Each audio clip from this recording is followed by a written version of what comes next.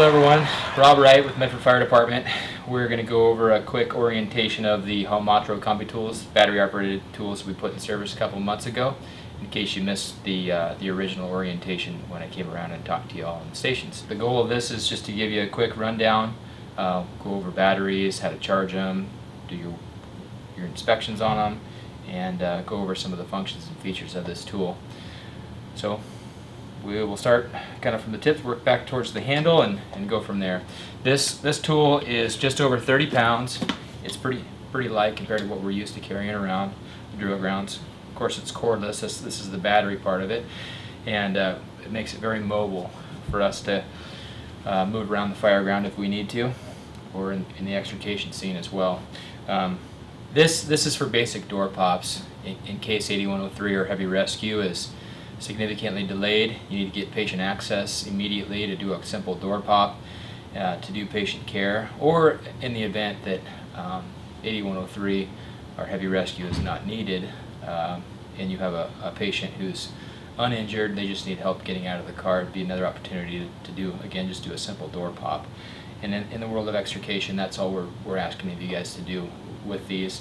It also works out pretty well if you can't get the hood open on a car fire. If the cable burnt through or broke, you can use these to pop the hoods and pop trunks, and it works really fast, really well. So the other thing we talked about is forcing doors in the structure fire. If you have no steel doors in the commercial setting, this makes pretty short order the steel doors as soon as you get yourself a purchase point.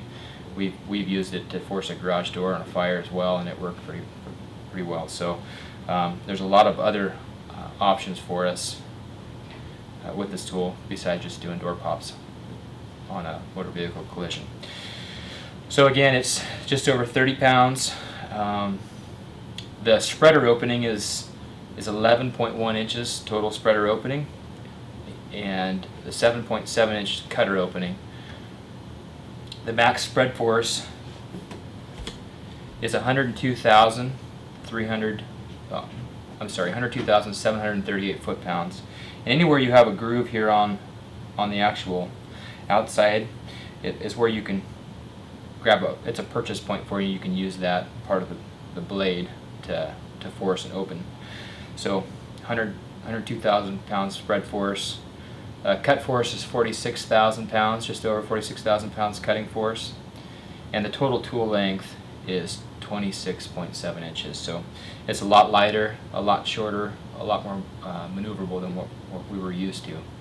I'll turn it on here in just a second, and I'll show you. I will do it right now. So just turn the tool on. You snap the battery in. We'll leave the battery on here. It's a simple on button, and it's ready to go. All I gotta do is twist the handle. So it's silent right now, which is also pretty cool. We're used to having a pump and stuff running in the background. There's absolutely zero noise when the tool's on and ready to go. So 74 decibels under full load, maximum load, is what this tool will put out. Got the tool open now. You guys can take a look in the inside of the teeth here. You can cut anywhere along the surface where these teeth are. Based on the blade design with any of these Combi tools, they're a flat blade design. They do a lot better spreading than they do as compared to them cutting. Our cutters are designed, and they have a curved blade, and they'll grasp your object like an A post or a B post, and they'll cut those a lot better than these flat blades. Well, these things will have a tendency to pop off. So the strength of the Combi tool is in its ability to force, more so than in its ability to cut. But you can cut rebar with these, and we've cut tops of cars off if need be with these. You just have to do some crushing maneuvers for this to be able to grasp your object to cut it.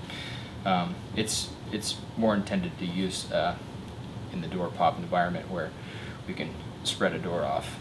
Another cool feature up here on the handle, there is LED lights built in, and if you want to check if your LED lights do not work for whatever reason, there's a couple of screws you can pull off right here.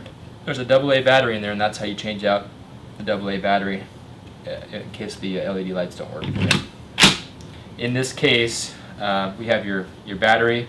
Your battery powers a small motor. The motor powers the hydraulic pump, and there's an actual reservoir of hydraulic fluid that's sealed inside this case. So inside this plastic case, where there's a little seal on here, that's where all those components are.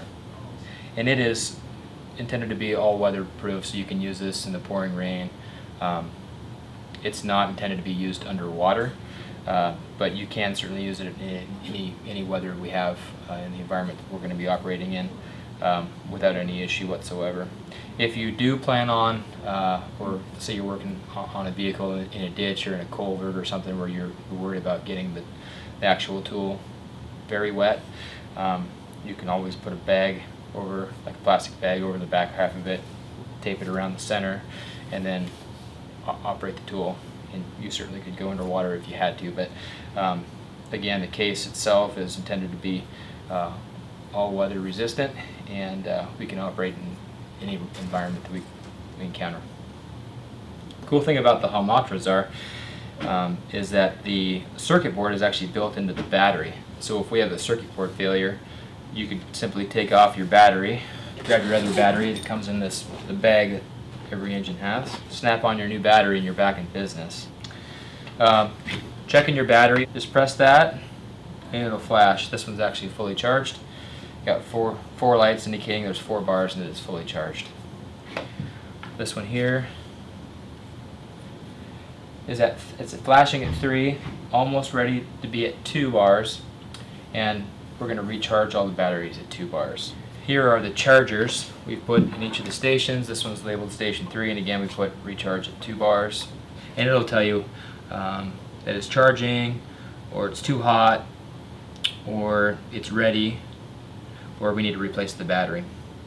So this is a smart charge, and it'll indicate that for you. The batteries, so they're a 5 amp hour lithium ion battery.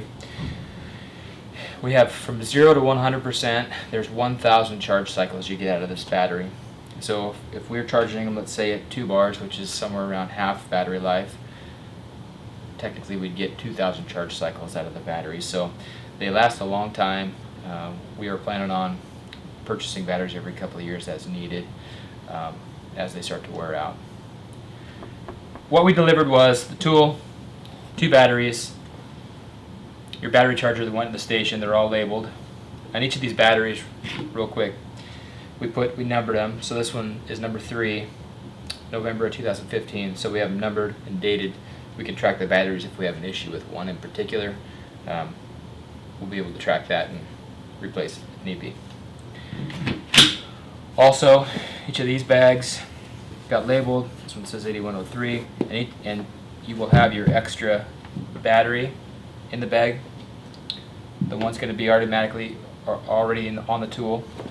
And in here we have a battery backup. This is a corded system. This just looks just like your other batteries. It'll plug into the tool, and then it's a 30-foot cord. We'll plug into the truck, run off the generator. So if you run through your 2 batteries and you still need to go to work, you can plug this in to the truck or your small generator and continue to cut. Okay, so after you're done using the tool, we're going to have to go over and look the whole thing over, do a visual inspection, make sure nothing's broken, and make sure your batteries are over 2 bars or more. If they're at the 2 bar or half range, we're going to have to recharge them. If they're not there yet, just leave them on the tool, they'll be fine. So I want you guys to power the tool on, open it up, look down the boot, make sure there's no scratches or gouges in the actual piston itself. Look over all the connections, look for any gouges or anything wrong with the teeth themselves, cracks. Plastic case, look over the plastic case, make sure it's not cracked, any damage on the handle, check your lights again, rinse it with water if you need to, and then just dry it off.